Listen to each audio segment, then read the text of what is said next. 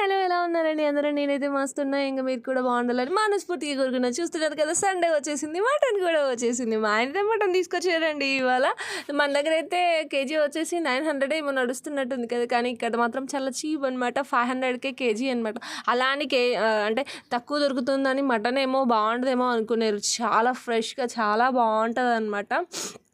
ఎందుకంటే మేము ఎప్పుడు తెప్పించుకుంటూ ఉంటాం కదా, చాలా ఫ్రెష్గా ఉంటుంది, బాగుంటుంది. కానీ ఎందుకు తక్కువ ఇస్తారో అర్థం కాదనమాట. ఇంకా నా స్టైల్లో వందాం అనేసి నేనైతే కుక్కర్లో ఇట్లా వాటర్ పోసేసుకొని కొంచెం ఉప్పు వేసి పసుపు వేసి కుక్కర్లో అయితే పెట్టేసాను అనమాట. కొంచెం అల్లం పేస్ట్ కూడా వేసాను, కుక్కర్లో వేసాను. ఇంకా మా ఆయన అయితే నాకు మటన్ నుంచి వెళ్ళిపోతే తను వండరేమో రాదేమో, ఇంకా నా స్టైల్లో వండదాం అనేసి నేనైతే కుక్కర్లో పెట్టేసుకున్నాను. కానీ అనుకోకుండా మా ఆయన అయితే మళ్ళీ వెంటనే వచ్చారు. కుక్కర్లో అది ఉడికేసరికి మా ఆయన అయితే వచ్చారనమాట. నేను ఆయన అడిగాను, హోటల్ స్టైల్లో గ్రేవీ కర్రీ మటన్ గ్రేవీ ఎలా వండుతారు బుజ్జి అనేసి అంటే బాగుంటుంది కదా అని జస్ట్ అన్నాను అంతే.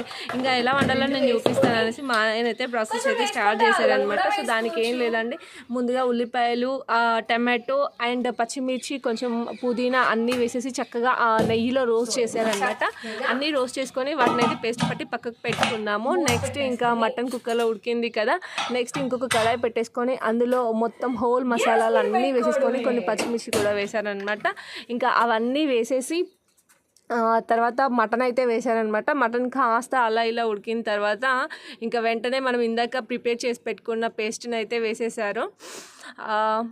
ఇందాక వేసేసుకున్న పేస్ట్ని అయితే వేసేసుకొని ఉప్పు కారం మసాలాలు అన్నీ పర్ఫెక్ట్గా ఉన్నాయో లేదో చూసుకొని, ఇందాక మనం మటన్ ఉడికించుకున్నప్పుడు ఉన్న నీళ్ళు ఉన్నాయి కదండి, అవైతే మేము పడిపోయలేదన్నమాట. సో వాటిని మళ్ళీ మా ఆయన అందులో వేసేసి అన్నీ అంటే కరెక్ట్గా కొంచెం పల్లీలు నువ్వుల పౌడర్ కూడా వేశారనమాట. కొంచెం కుడక పౌడర్ కూడా వేశారు, అది నేను మీకు చూపించలేదని చూపిస్తున్నాను కదా, బాక్స్లలో వేసేవారు అనమాట.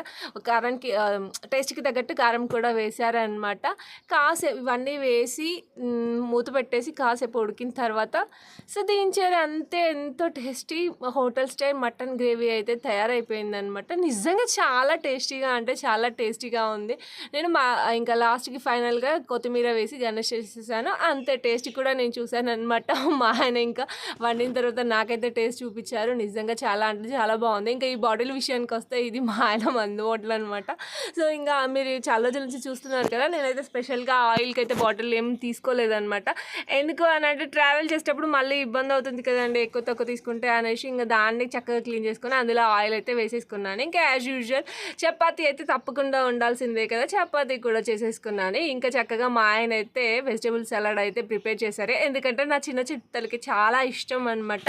సో ఇంకా అన్నీ ప్రిపేర్ చేసుకొని చక్కగా మేమైతే ఇంటిల్లి